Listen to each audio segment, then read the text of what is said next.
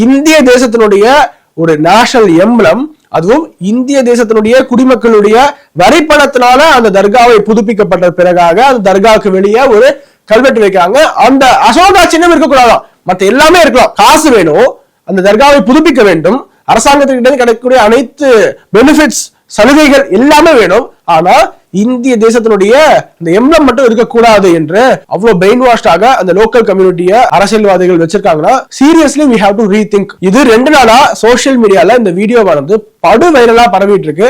உங்களுக்கு அசோகா எம்பளம் ப்ராப்ளமா, national emblem ப்ராப்ளம்னா என்ன பண்ணுங்க, இந்த ரூபா நோட் இருக்குல்ல, எல்லா ரூபா நோட்லயுமே அசோக சின்னம் இருக்கும், கிழிச்சு போட்டுருங்க. இல்ல என்ன பண்ணுங்க, இந்த பாறாங்கல் மாதிரி வேற ஏதாவது ஒரு உபகரணத்தை வச்சு அந்த அசோகா எம்பளம் மட்டும் நல்லா சரன்னு கிழிச்சு தூக்கி போட்டு அதுக்கப்புறமா அந்த நோட்டை யூஸ் பண்ணுங்க. ஏதாவது வாங்குவான் அந்த நோட்டை, வாங்க மாட்டான். எங்கேயாவது வேலை பார்த்துட்டு சம்பளம் வாங்குறீங்க அப்படின்னா என்ன பண்ணுங்க, இந்த சம்பளம் கொடுப்பவர்கள்ட்ட போய் இந்த முதலாளிகிட்ட போய், ஐயோ அதுல அசோகா சின்னம் இருக்கு, அசோகா சின்னத்தை ரிமூவ் பண்ணிட்டு கொடுங்க, அப்பதான் நான் சம்பளம் வாங்குவேன் அப்படின்னு சொல்லுங்க.